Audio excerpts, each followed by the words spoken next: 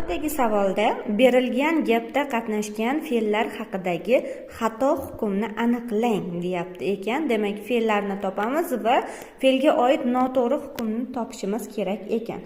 Tog'am ketgandan keyin kelinoyim o'zini qayoqqa urishni bilmay olamga sig'may qoldi. U xuddi olis va notanish joyga tushib qolgan kiyik bolasiga o'xshar. Atrofida girgitton bo'lgan qarindosh urug'lar bilan gaplashavermas edi.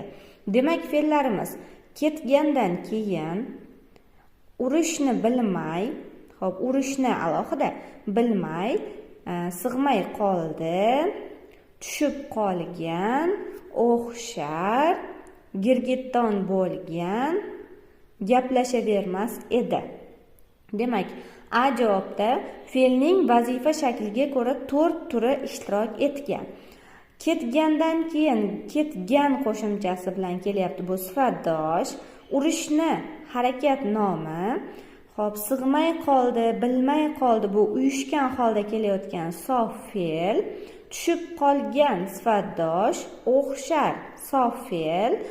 Girgitton bo'lgan sifatdosh, gaplashavermas edi sof fe'l. Demak, vazifa shakliga ko'ra 3 emas, 4 ta emas, 3 ta turi ishtirok etgan ekan. Bu yerda ravishdosh yo'q, shuning uchun A javob xato. Qolgan variantlarni ko'ramiz. B javobda yasama fe'llar 2 xil sintaktik vazifada qo'llangan. Xo'p, yasama fe'llarimiz girgitton bo'lgan so'zi bilan gaplashavermas edi. Girgitton bo'lgan sifatlovchi, aniqlovchi gaplashavermas edi. Kesin bu to'g'ri hukm. B javob chiqib ketadi.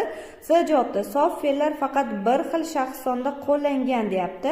Sof fe'llarimiz bilmay qoldi, sig'may qoldi, o'xshar, gaplashavermas edi. Hammasi u ga to'g'ri keladi. 3-shaxs birlikda.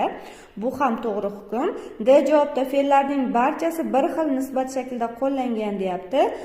Haqiqatan hammasi bir xil aniq nisbatda qo'llangan. D javob ham to'g'ri. Demak, noto'g'ri hukmimiz A javobda ekan.